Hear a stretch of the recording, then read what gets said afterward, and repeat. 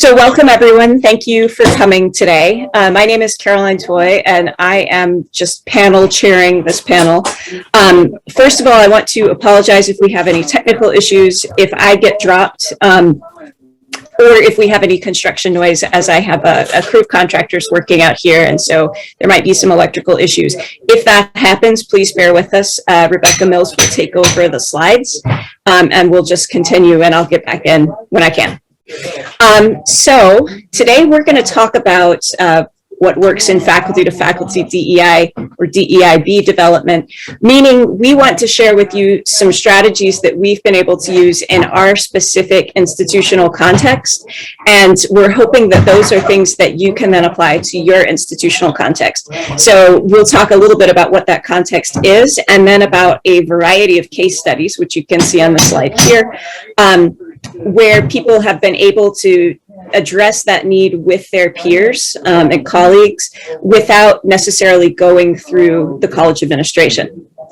Then we'll have some discussion among the panelists and hopefully plenty of time for Q&A. As we go through the case studies, I'm going to ask the panelists to please introduce yourselves however you'd like to introduce yourselves as we go along. I think that'll be a little easier than trying to remember who everyone is. Before we get started, I want to read a land acknowledgement. We, who are all here in Vermont, would like to acknowledge that the land from which we come to you in what's now northwestern Vermont is the unceded territory of the Abenaki people. We honor the Abenaki communities who have inhabited this land in the past and the current vibrant Abenaki communities in northern New England and Quebec who have been separated by a national border imposed by colonial regimes.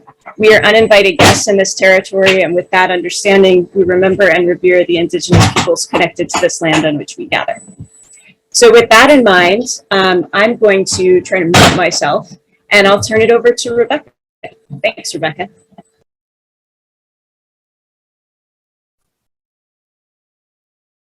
And Caroline, if you could forward the slide, please. Hi, my name is Rebecca Mills. I use she, her pronouns, and I'm the director of the Center for Learning and Teaching. Champlain College, like all institutions of higher learning, is a hive of incredibly gifted human beings. Each member of our community brings with them knowledge and experience from which all of us can learn. When I was given the opportunity to be the director of the Center for Learning and Teaching, my foremost intention was to help our campus realize some of the hidden and unrecognized professional development resources that we have within our community and amongst one another. And I wanted to foster a community culture of learning and teaching on our campus. Typically, Centers for Learning and Teaching, and I imagine most offices for diversity, equity, inclusion, belonging, and justice, are typically small teams with individuals who have unique areas of expertise. But we tend to feel this heavy burden or this impossible goal of meeting various needs of the faculty that we serve. So not only are we limited in our own knowledge, but we're limited in our capacities to stay current. And then we have this pressure to provide quality programming. And so over the past 4 or 5 years at Champlain, the CLT capitalized on the passions and the curiosities of our faculty and empowered them to facilitate faculty development across our community. We've dedicated a significant amount of that work to DEIB. So today, I'm hoping to frame for you and set up an opportunity for you to hear from our faculty and staff members. And they're going to share with you their leadership roles and their contributions in DEIB faculty development at our institution. We have faculty staff who created a self-paced online training course that provides a sort of a basis for DEIB. It's like an introduction, a foundation, a lot of vocabulary and that sort of thing. And then on top of that, we offer division meeting presentations, workshops, books and film discussions, learning communities, summer institutes, and peer support groups called ARCs. And all of these are designed to meet the faculty member where they are and when they are ready to learn, and to help them meet the actual goals that they have set for themselves. We've made a little bit of progress. over the past few years, and I wanted to just provide a quick story that shows some evidence of this collective development. We just completed a week-long training. It was called the Abenaki Ways of Knowing, an Immersion Summer Institute. And our facilitator from the Elnu group, tribe from the Abenaki, her name was Vera Longto Sheehan. And she actually mentioned to us partway through our institute that she had to adjust her typical introductory lessons to a little bit more of an advanced level. She was pleasantly surprised by Champlain's level of competency amongst this group. And to me, this is a real testament of the work of the many, many, many people on our campus. I don't think a few years ago someone would have said that of us. And it seems like, individually we are making, small steps one at a time. But collectively, we've actually been able to move forward. And I think it's because we're doing this together as a responsible community. So I really am proud of the people on this call. I'm really happy to work alongside them. It's been an honor and a privilege. And I thank you, Kenyon, for hosting us and having us today. Okay, Rebecca. Hey, thank you, Rebecca. I'm going to turn it over now to, I believe this is Dora and Tarn. So Dora, if you want to take it away. Yes, thank you. So I don't know if the video will show up or not, but I want to play a portion of a news report in 2019 about a student protest on campus concerning diversity. Are you able to play that? Yep.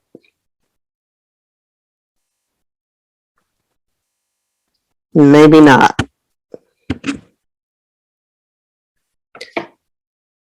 So what I'll do, since I can't hear the audio, and I know time is of the essence, basically the students of color interrupted a faculty senate meeting and basically launched their protests and talked about some of the issues that they were experiencing across campus. And this was, I believe, the third protest that I had experienced while here at Champlain College. So with that video, the students were very expressive in they shared personal stories, and they shared just exactly what was happening in the classroom, and they actually gave faculty some suggestions on how to address these types of issues in the classroom to sort of make it more equitable for everyone. So you can stop the video now, Carolyn.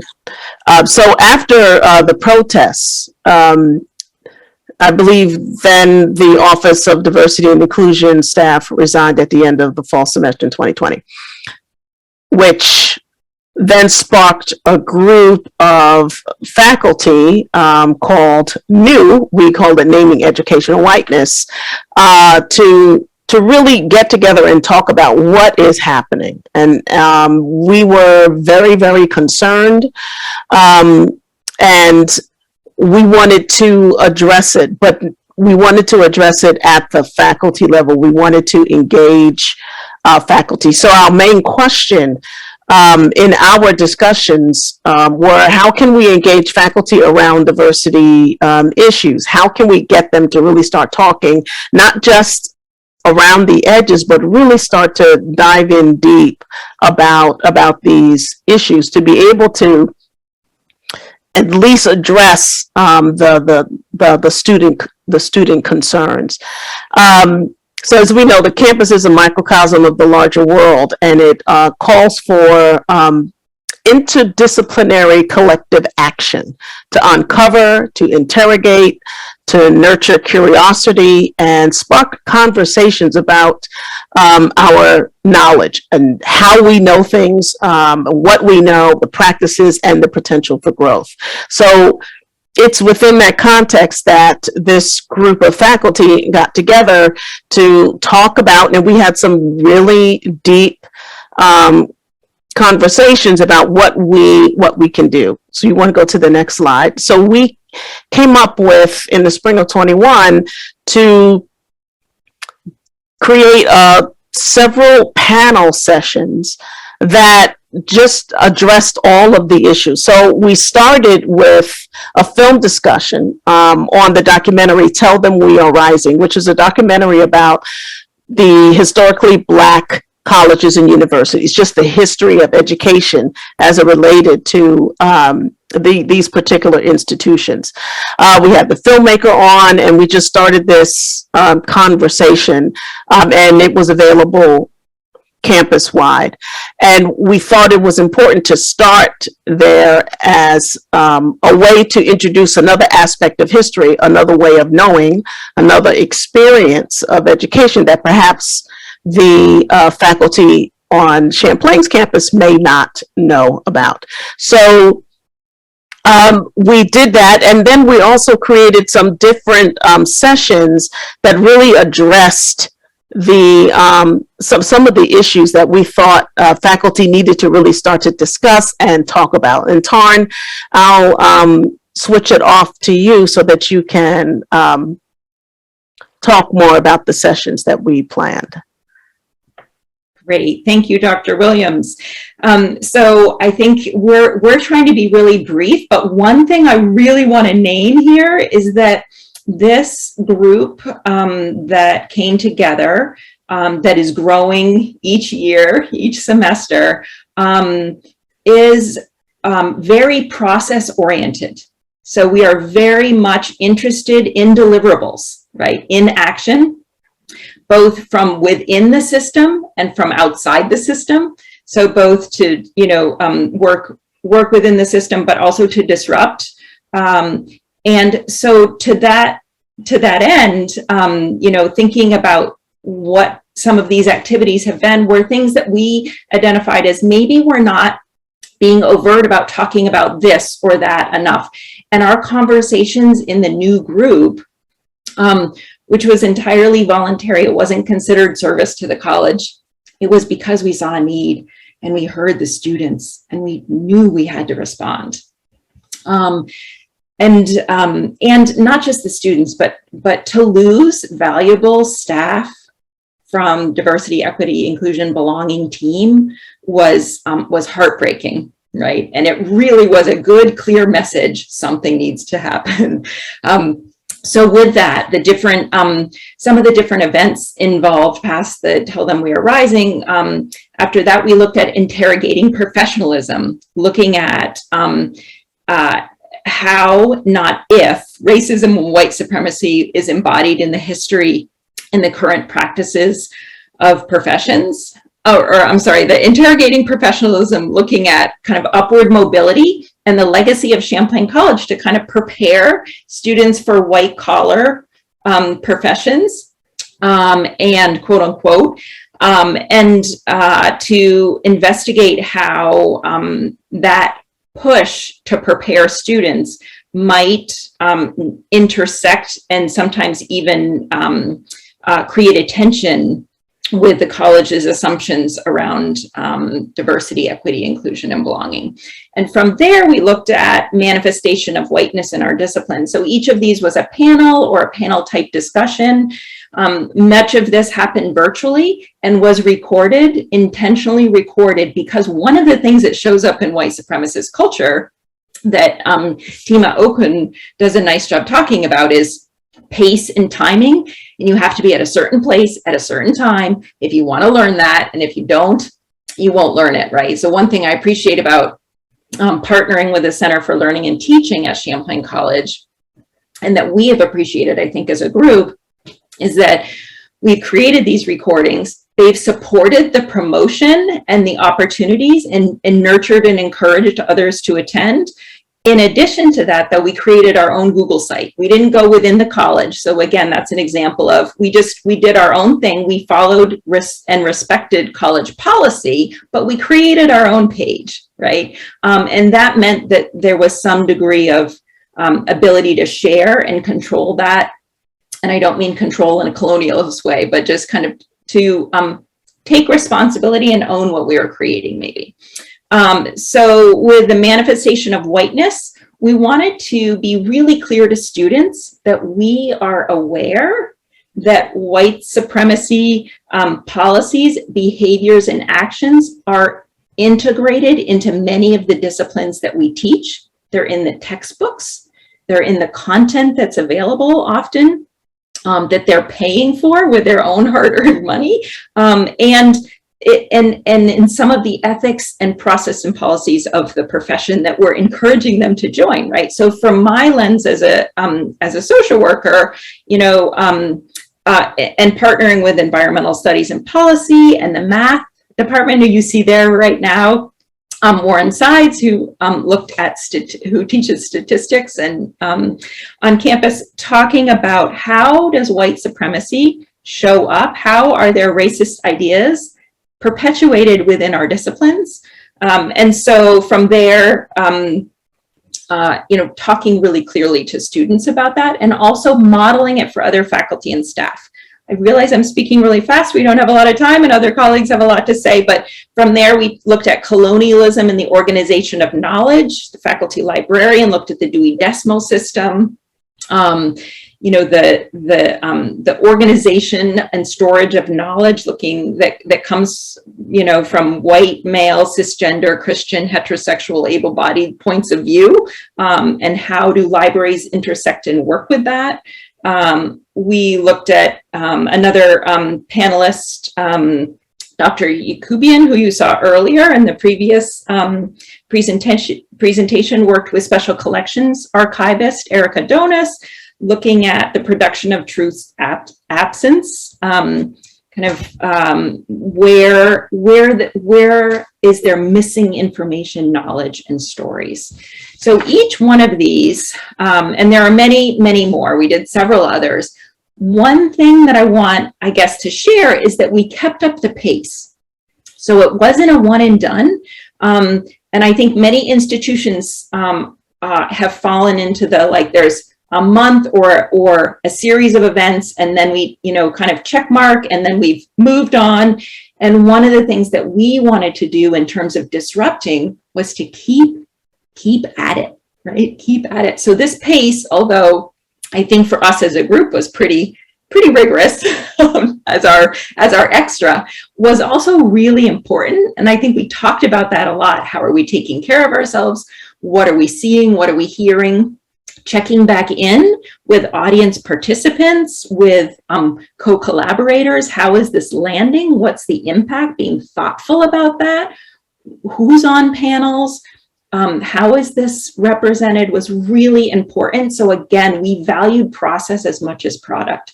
And the final thing I'm supposed to speak about is, before I turn it over, is talking about one of the other things that the students asked for was intentionality in the classroom.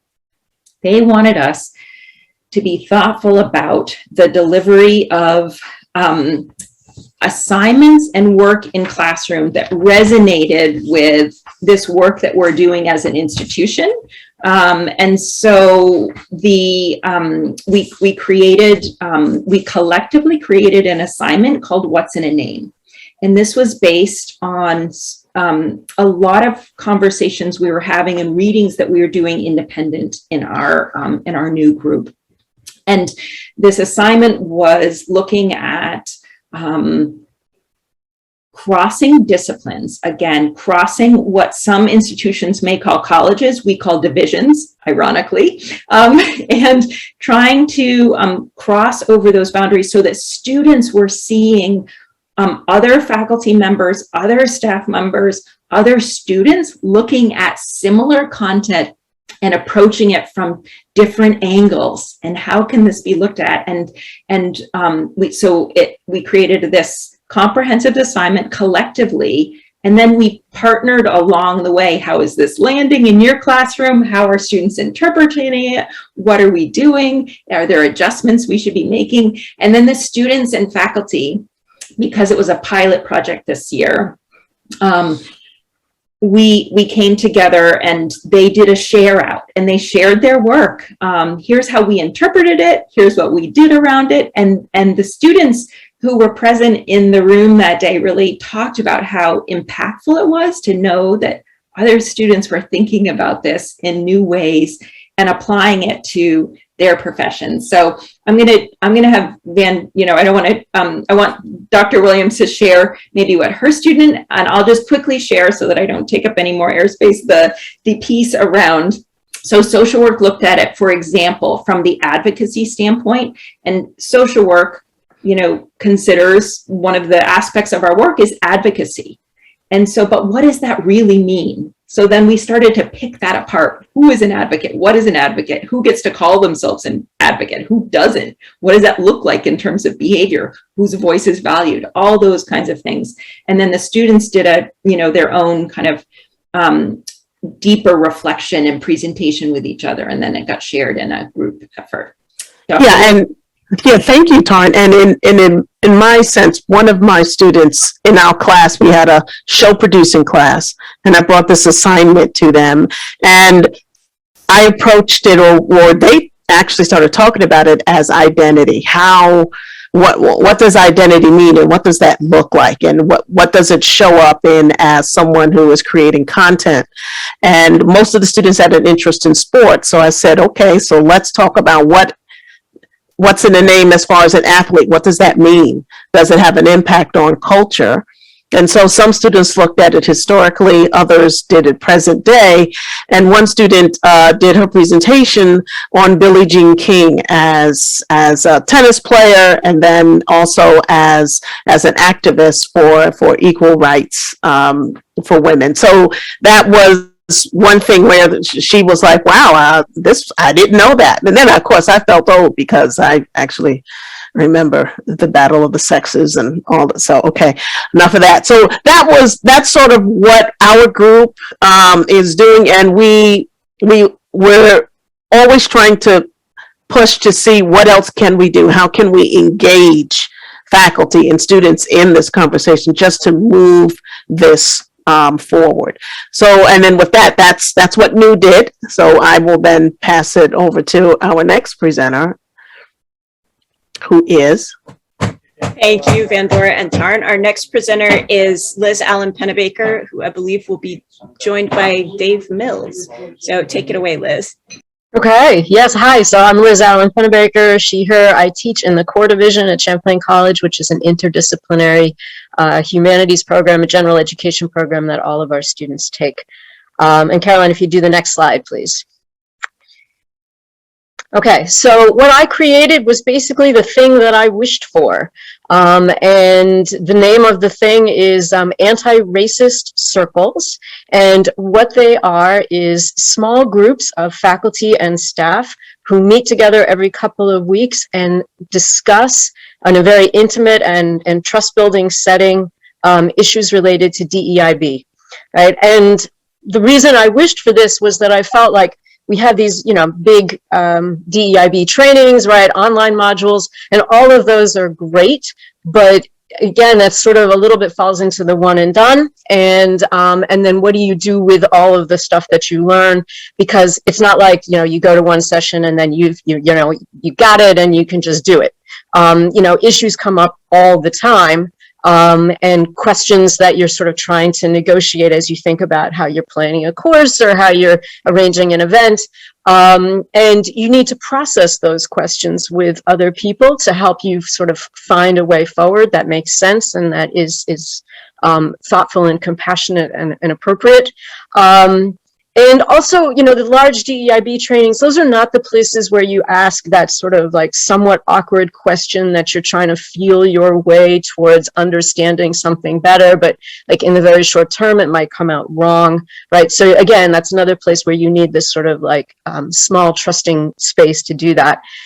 One of the sort of ingredients that went into thinking about this was certainly the student demonstrations where, I was thinking that a lot of the stuff that some of the students referenced could probably have been forestalled if faculty had had a chance to, sort of think more intentionally beforehand about some of the things that they did in their classroom, right? So this is basically some verbiage from the ARC website.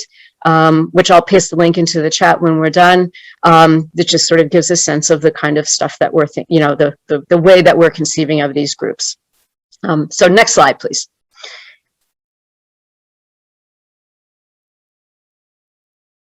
Okay, great. So there are some fundamental principles that underlie the ARCs.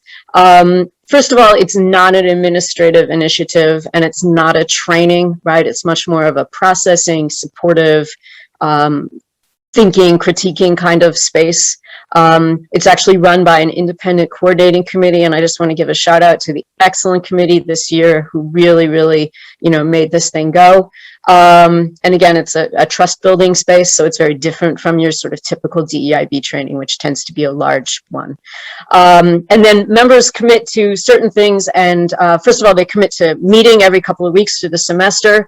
It's also intended to be a confidential space. And then one of the things that I think really distinguishes the ARCs from anything else that I've ever participated in is that members commit not only to going to the meetings, but also to being on call for each other as stuff comes up that needs immediate attention, right? And so one of the reasons Dave Mills is here with me is that he was, in addition to being my dean, he was also one of my ARC mates. And he got a few of those calls from me this last semester. I taught a class on Nazi ideology, and I should have thought that it would attract somebody who thought like this, but I got a pro-eugenics paper at one point, and it was intended to be a paper for class discussion. And I called him up in a panic, and I said, what do I do with this? Because it was not a sort of very cut and dried situation, because it was a student who was neurodivergent and tended to have sort of obsessional relationships with extreme content. So it was a very challenging situation. And when I called him up, Dave really helped me sort of figure out a way forward. One thing that's also super important about this is that I recognize, and all of us on the coordinating committee really recognize, that this could easily devolve into a space where, a bunch of white people just make each other feel better. Like, oh, don't worry, that wasn't really racist what you did, right? That is not what this is intended to be, right? So we actually have certain baseline requirements, one of which is that you have to complete the online training course, which we're going to describe later. Also, we're requiring people to have read White Fragility and How to Be an Anti-Racist. And it's intended to be what we describe as a calling in space, which is that people hold each other accountable for making sure that they continue to be committed to anti-racism, and when they make mistakes, people tell them so, but it's done with compassion and caring, and not in a sort of shaming kind of way. Right. And then also to make sure that it doesn't turn into some sort of drinking group or book club or something like that. We give small prompts for each of the sessions. And I can give a sort of a sense of those. One of them was a chapter from White Fragility, and we also had one from the Chronicle about when professors offend students. We had this great thing that the excellent Dr. Yakubian suggested, which was sort of a sketch show comedy about land acknowledgements that really sort of very excellently and satirically sort of poked holes in some of the issues around those.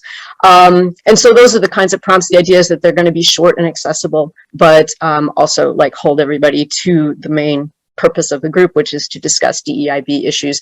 People can use those prompts, or they can set them aside if something more pressing comes up, right? But they're there to make sure that the discussion stays sort of purposeful, even if something isn't there in the immediate moment. Okay, next slide, please. Okay, so one of the things that we were asked to do for this session is to provide some feedback, or to share any feedback that we got on this. This feedback is very anecdotal because we ran a pilot group in the spring of 2021, and then we ran a larger group with set of groups with about 30 people and 9 different groups in the spring of 2022. So I just sent out a survey and asked people what their experience was. We didn't get a huge response because everybody was so exhausted at the end of the year, but this is the kind of stuff that did come up. Really, we didn't get any negative feedback, and everybody who responded to the survey said that they want to do it again, right? So they found it really useful. And what pleased me about the feedback was that people referenced as positives the same things that I was really hoping that the groups would accomplish in terms of providing that trusted space and consistency and opportunity to really process stuff in real time. Okay, next slide, please.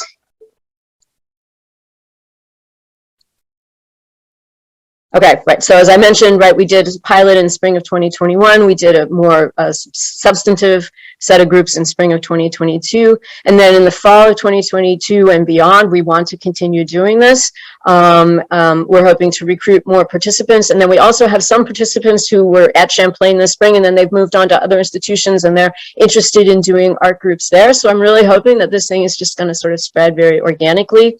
We're also trying to figure out optimal group size, because Dave Mills and I ended up being like just a pair of people in a group because we had a couple of people who like left for jobs at other institutions. So we're trying to figure out the optimal group size to make sure that people don't get left as just a pair. And again, making sure that we hold people accountable. Also, we want to add some larger gatherings where groups come together and potentially provide some action opportunities, right? But the principles governing all these next steps is that we're not, I think it's really important that we not move beyond our core competency, which is to provide this safe, trusted space. Because a lot of other people are doing a lot of excellent things and they're doing those things really well. We don't want to try to do those things. We just want to really stick with like this sort of the special sauce that the groups, that our groups happen to have, right? Also, we're evolving, right? So, you know, like there's some things that we didn't do as well this time, right? But we're gonna, you know, just keep on moving along, and we're just gonna keep showing up, right? Even if that showing up is imperfect, we're just gonna do it, and then we'll get better over time, right? And then also there's always the issue that people are busy, and we wanna make sure that this is something that people can do and, you know, sort of incorporate into their lives. But also we want to make sure that like we have enough prerequisites and that we make, you know, make the prompts challenging enough so that, again, the groups are worth people's time and really accomplish what they're intended to do. So, and then I just end here with a little piece of feedback that I got from one of the surveys that I thought was really important, right? This is a faculty-driven initiative, and I intend, as long as I'm involved, to have it stay that way. And people really value the informality and like the realness of it. And I'll paste the link to our ARC website in the chat. And that's my part. I'm going to hand it off. Thank you, Liz. That was great. Now you get me. My name is Caroline Toy. I am learning experience designer in the Center for Learning and Teaching at Champlain, which means that I do a lot of faculty coaching, somewhat on classroom practices, but primarily on course design and implementation. And what I'm going to talk about is something interesting that happened this semester with a workshop. So the CLT offers those more traditional workshops that Liz was referring to, and we think they have a place, but we also, you know, recognize that there are challenges to those. And this is, you know, how we ended up dealing with one of those challenges. So I've been developing a series of 3 workshops on strategies for improving diversity, equity, inclusion, and belonging in your course design before you get into the classroom in a new semester. And we had some attendance to the first virtual workshop. Then we started thinking about in-person collaboration, and for a variety of reasons, our attendance plummeted. So I decided to reach out to divisions, which are our equivalent of departments, and ask for some time at their monthly division meetings to come in and do a little spiel.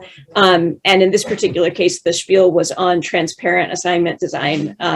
Yesterday, one of the presenters invoked Tilt Higher Ed. If you're not familiar with transparent design, it's great. But here's kind of the situation we were coming in for.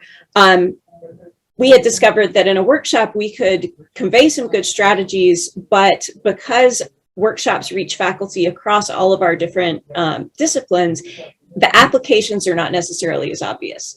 If we go into a division meeting, we can target things to the people who are working in that division and what they teach.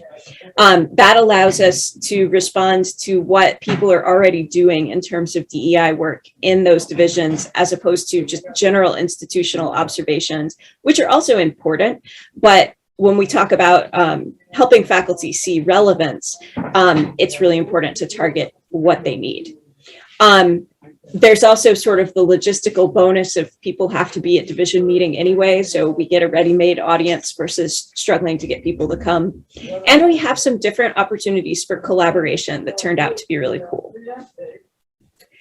So I talked a little bit about these issues, but I want to reiterate this piece of this problem of pitching DEI strategies in a way that's meaningful across disciplines. Champlain is a little bit of an odd college. We're a small college, but we're not a liberal arts college. We educate in a lot of career fields. So if I'm offering a workshop for the CLT, I frequently have humanities faculty in there. So that's the core division. I might have graphic designers or video game art professors. I might have programming professors or math professors in there.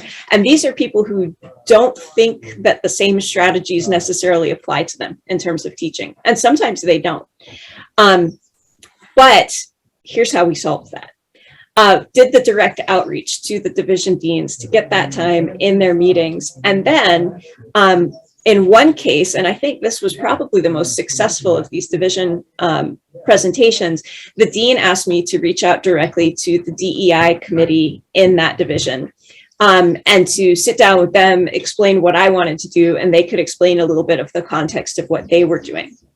Then I took what was intended to be a 90-minute workshop that was going to have long periods of collaboration in it and shrunk it down to about a 15-minute, very practical strategy nugget and relevant examples, which I'll come back to in a second, so that I was really able to target conveying that strategy and also giving a taste of the larger workshop as kind of an advertising gig.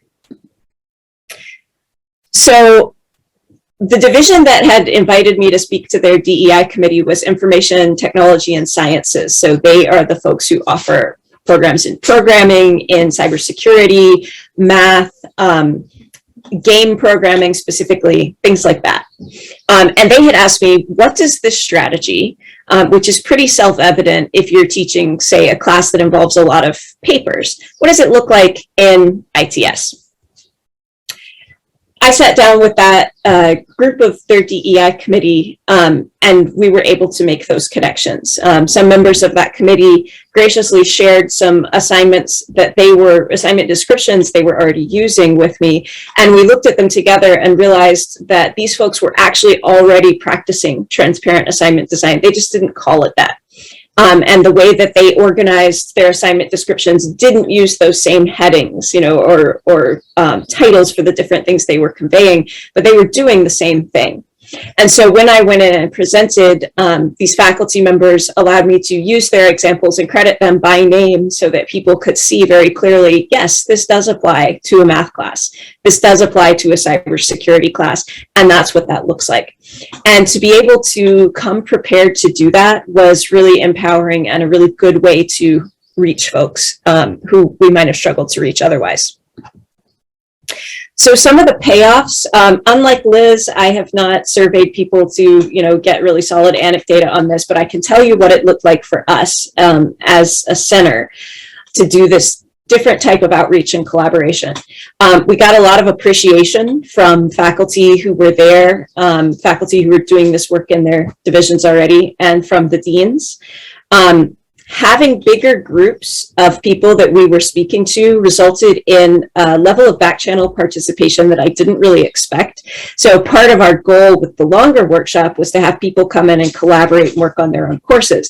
And what happened in these 15-minute nuggets was because we had, 30 people in the Google Meet, the conversation in the chat between people who were asking questions and people who were already using these strategies was really vibrant and helpful. Attendance went up at the full workshop, not a ton, but it went up, and that was great. And we were actually invited back by some of the divisional deans to do other types of targeted workshops for their faculty, which takes some of the pressure off of faculty to come to our stuff. And it's really generous on the part of the deans because they're giving up, 15 minutes of their hour and a half of meeting time once a month. So we really appreciated that.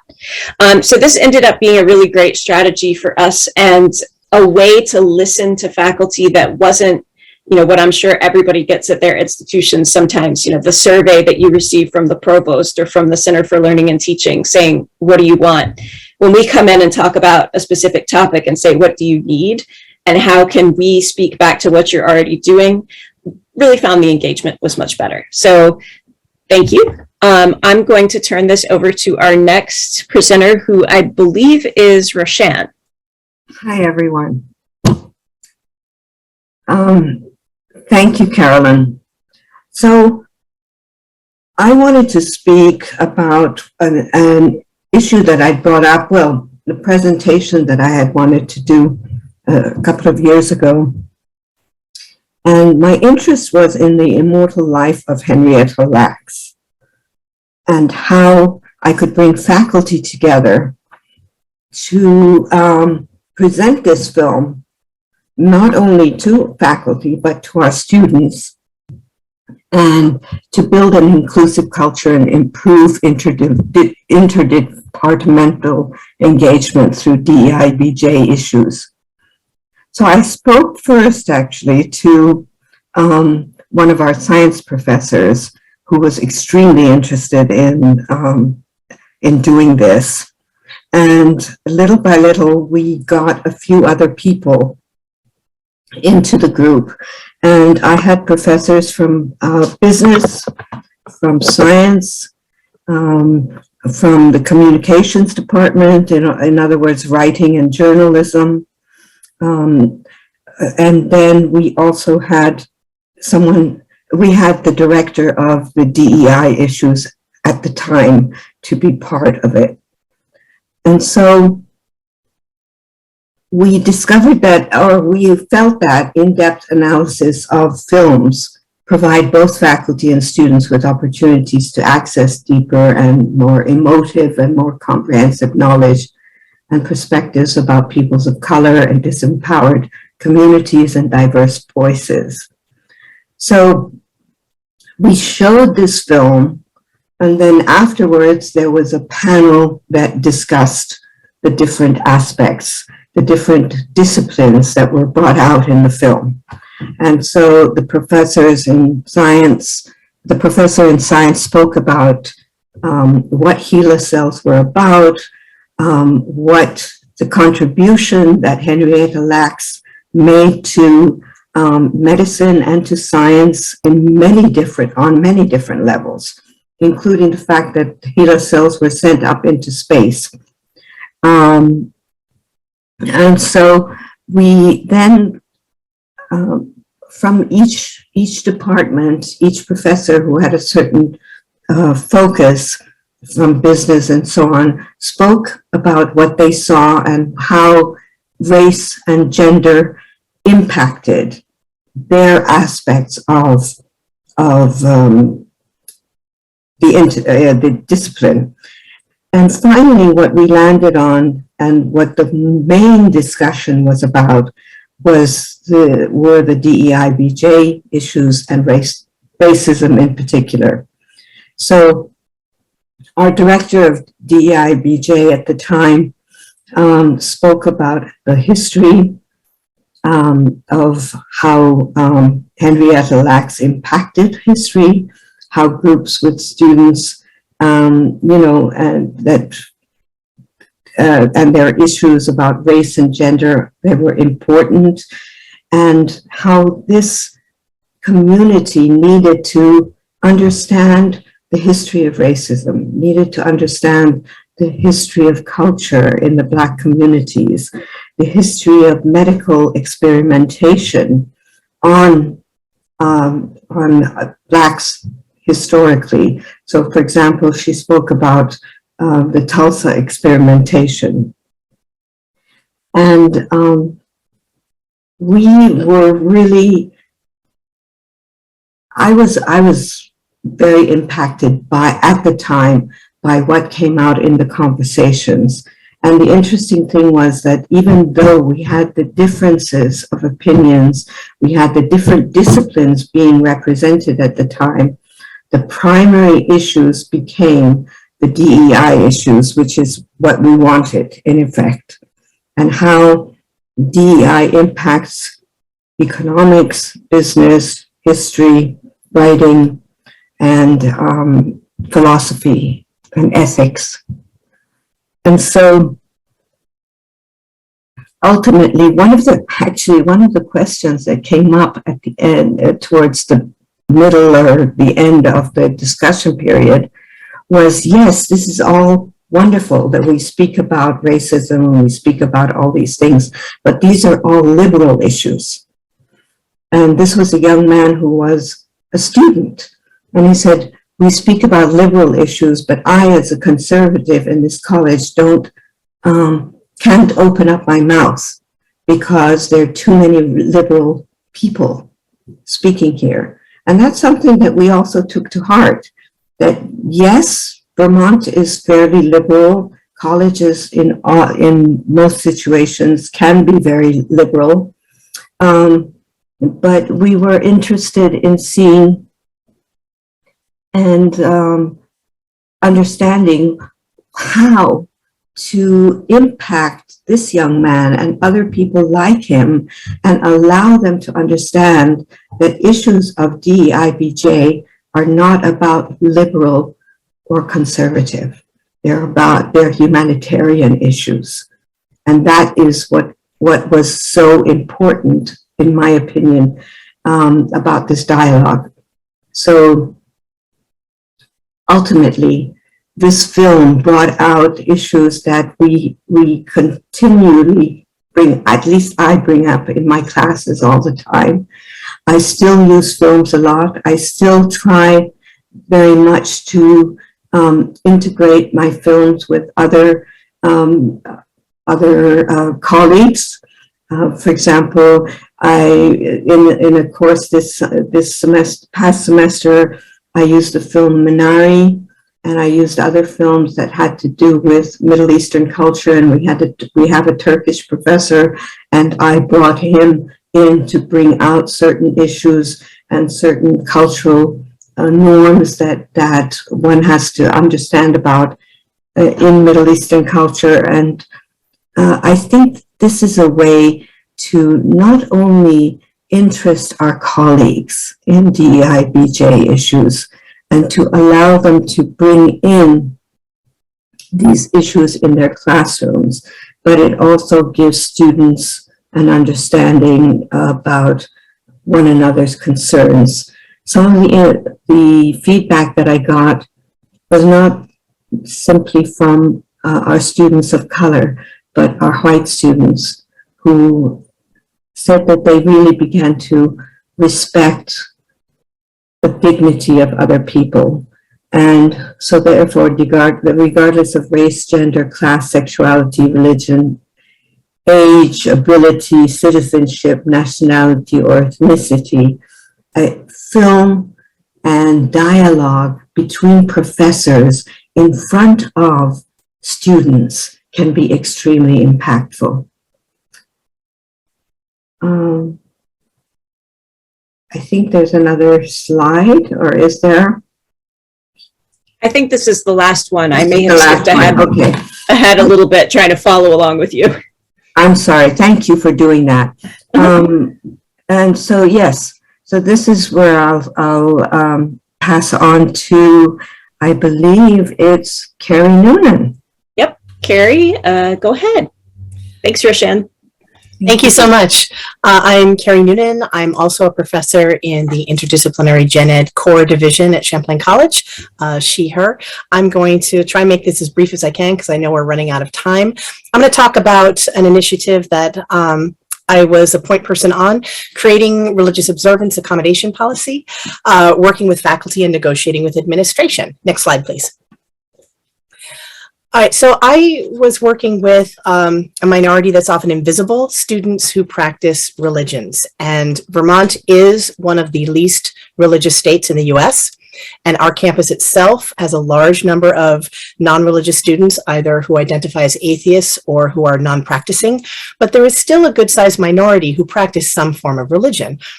Not all the religions our students practice are Christianity, which is of course the default religion in the US, and not all of them practice the Abrahamic religions, Christianity, Judaism, and Islam. We have some practitioners of Buddhism, of neo-paganism and Wicca, Baha'i, Afro-Caribbean religions, and some traditional indigenous religions like traditional African or Native American, Chinese folk religions, and things like that. And our academic calendar, like those of many colleges, does not make space for most religious holidays, except Christmas, which is, of course, when we get our winter break. And that's due to the constraints of the structure of our academic year. So the challenge was, how could we try to make our campus a welcoming place for students who practice religions? So I, as a member of the Academic Affairs Committee of the Faculty Senate, I worked with a colleague in a committee called the Campus Climate, Culture and Diversity, Equity and Inclusion Committee, which I'm going to call CCC-DEI for short. To try and create and adopt both a policy statement for the faculty handbook and a syllabus statement to be promoted by the Provost's office to encourage faculty to create and be aware of accommodations for students who are observing religious practices. And we use the word accommodation advisedly because we thought that faculty were already used to the concept of providing reasonable accommodations for students with a wide variety of needs. And so that was the language that we chose. And the work we did over the last couple of years was building on prior work done by the CCC DEI committee, work that was led by Dr. Rowshan Nemazee for quite a few years prior. So we were not starting from scratch. And one of our challenges was also that our particular college has undergone quite a lot of administrative changes in top positions, which hindered our work sometimes, but also created some space for our work, which was good. Okay, so our plan was we wanted to craft a policy statement and a syllabus statement, and we wanted to work with the provost and with the faculty senate. Okay, next slide, please.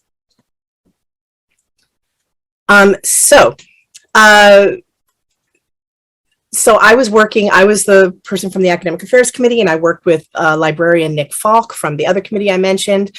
We talked to some of our in-house experts, those of us who on campus were trained in religious studies or whose research focused on various religions, to serve as a panel of experts to whom faculty could turn if they needed more information on a holiday or a religion with which they were unfamiliar.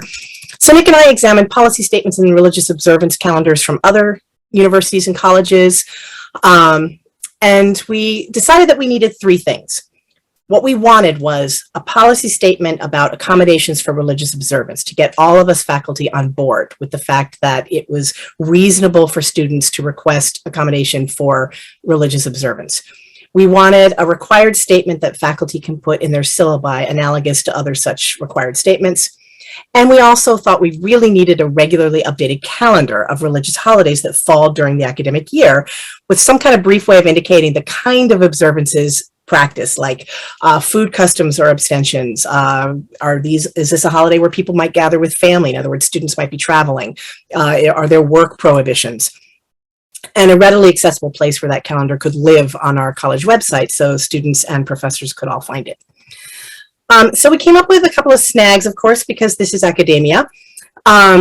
We had a lot of changing personnel. We had several, we had an interim college president, then we had a new college president. We had the DEIB officer, that position was empty. We had an acting provost, and then we had a new provost. So that just sort of complicated how we were going to go about doing that. We had to figure out where on earth is this website going to live, and then we also had to deal with some inertia. There have been a lot of issues that have been coming up, most notably COVID, and students' responses to COVID, and students' responses to online education, and all sorts of other things that are all really valid stuff to work on that kind of push this into the background. Next slide, please. I met with with the acting provost, who was on board with it but didn't want to do anything about it yet. Then I met with the incoming provost, and she was on board with it, but she had a lot of other stuff on her plate, and things were moving slowly. We decided to table the policy statement because the faculty senate was dealing with a lot of things, and we thought, we don't want to take the time to do this. So we just thought, all right, we will focus on a statement from the provost office to go into syllabuses, because the provost could just do that. But that was getting bogged down by all the snags I mentioned earlier. So finally, I decided, all right, as a faculty member who has some expertise in this area and as someone who cares about this, I'm just going to take some action on my own. So what I did was I put together a calendar in a Google Doc of religious holidays that would fall during spring semester 2022, making sure to include non-Abrahamic religions. We'll take a look at it in a second. And I asked the faculty senate secretary to distribute it to full-time faculty, and I asked the deans to distribute it to part-time and adjunct faculty. And I figured at least this was a start. This was something I could do as a faculty member working with other faculty members to try and make our campus community more welcoming. Caroline, could you click on that link and let's just take a look at it for a second?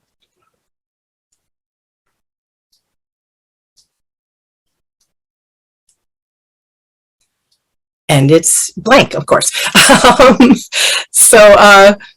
All right.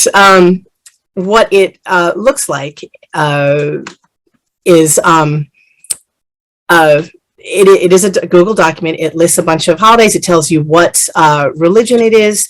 It tells, there's a little key that says, here's, you can see they're the key to the symbols. One symbol means the observance starts the night before. Another symbol means fasting or abstaining from foods is involved. Another symbol means there might be work restrictions. Another symbol means that families usually gather. And I also listed the colleagues on campus who people could turn to if they wanted more information. And so then, as you can see, I listed a bunch of these different holidays, and I included the little symbols. It's clunky. I'm not a graphic designer, but it was the best that I could come up with to have us move forward on this a little bit. And hopefully it was helpful to people, and it was taking some action on an issue I feel strongly about. And hopefully it's going to be a springboard to more comprehensive action in the future. And that's all. Thank you, Kerry, and thank you to all of our presenters. That was really great, and I hope very useful for other people. Joe, how much time have we got? I know we started a little bit late, and I kind of lost track of what our timeline was. I think we could take a couple of questions. The keynote starts at 1. I do want to make sure people have a chance to grab some lunch, but we should certainly hold space for some questions for such Great. an impressive amount of work that you're doing. Really, we have one in the chat that is asking about a link to that document. I will try and right now it's just open to Champlain. I think I'm going to put that here, but I will create one if you just give me a few moments that is shareable with everybody. Okay. Thank you so much. Yeah. Okay. I think we'll take some audience, or first we'll give an opportunity for audience questions, and we have some talking prompts for the panel if people would rather hear that, but I want to prioritize audience questions if we can. So feel free to either put questions in the chat or unmute and ask. I see a hand up from, who is that? Amy Jo. Yeah, thank you so much. This was really a great presentation and very impressive with the work that you're all doing kind of internally without being asked to do it. I had a question actually all the way back to the first presenter, the new group. And there were a couple of mentions about being very intentional about sharing the work of that group with the students. And I was just wondering if you could speak a little bit more directly to what that sounded like or what that looked like. Obviously, you mentioned that there were deliverables, right? So I can imagine faculty individually taking this back into their classroom spaces. But I'm wondering if there were panel discussions. Were those students who protested invited to some kind of discussion, just kind of what that aspect of it looked like? Hi, Amy Jo. This is Tarn Foerg. I don't see, I think Dr. Williams is here somewhere, but I can respond. Thank you. I did see that.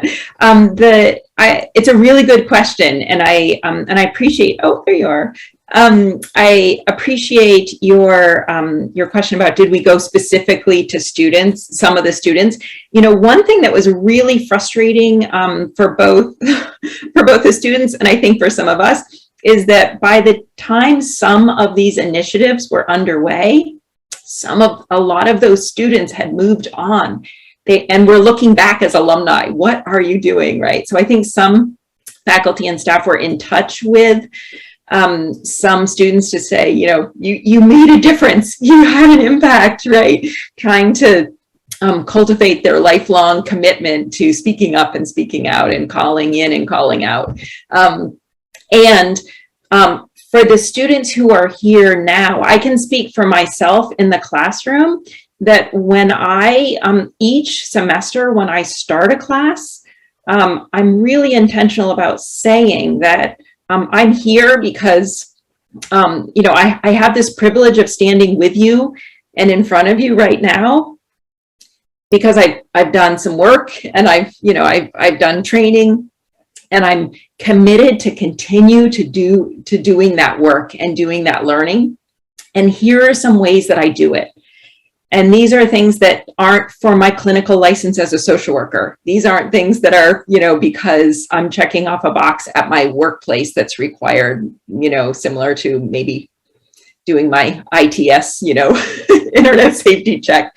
These are things because I believe in them and I value, and I really try and speak to that in the classroom.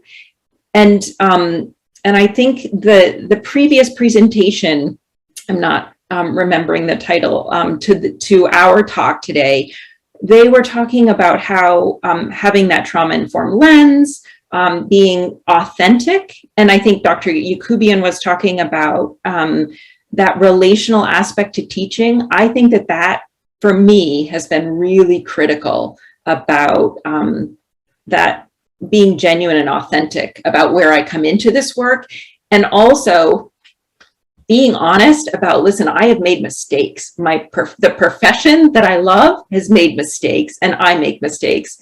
And I appreciate when you tell me when I make a mistake. So just creating that openness in the classroom versus coming in as an expert authority, and therefore, like, if you have a bad feeling or a gut reaction to something, that's on you, not on me, right? Like, that is not how I want to be in the classroom. And I don't think it's how, it's certainly not how we want our students to move into the profession and work across professions with others. So does that answer the question? Yeah, thank you very much. And Dora, you might have a different answer. I think you covered everything so well, Tarn. So yes, you did. Great, thank you. Other questions from the audience? I think we might have time for maybe one more.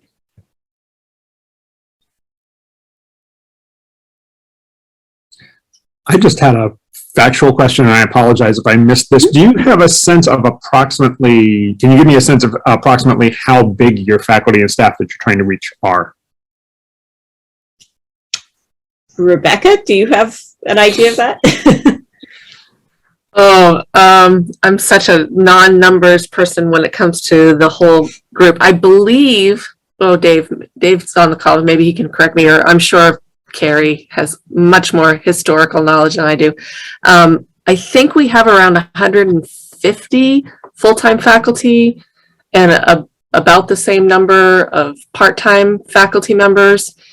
And we try to reach all of them. And when we say reach, either as learners or teachers at any given time. So inviting people to come and share their knowledge. It doesn't matter if you're a part-time person who's been here 2 years, or if you're a full-time faculty member who's gotten 30 years under their belt. It truly is about what can we all share. And so when we have these groups, there are sometimes optimal sizes. So learning communities, we try to cap at about 20 people. That also it leaves it so that there's a little bit of an incentive to get in there and sign up early. We often provide a book or something with that. Our reading groups, it's about the same. As Liz mentioned, ARC circles and things like that needs to be a little bit smaller. But just to give you an idea, we used to, when I first got to campus, we used to have about maybe 30 people total who were first-time adopters and really excited about professional development. This past semester, even during spring semester of a pandemic after 2 years, we had over 90 faculty members involved in professional development. So it's a real testament to the way that our faculty care so deeply, and just giving them an opportunity to share what they're passionate about. I think they're brilliant and they're educators. And so they want to learn and they want to teach. And so I think that has been the thing that has helped us move DEI forward. Thanks, Rebecca. So I think we're at, respecting Joe's desire for everybody to have lunch and also everybody else's desire to eat something. We will wrap it up officially there. I can stay on for a minute if people have other questions. Maybe another couple of the presenters can too, optionally. But thank you to everyone for coming. I really appreciate you giving us the space to share these ideas. And please help me thank all of our presenters. What a wonderful set of activities you're engaged in, valuable, important work, and thank you for sharing it with us.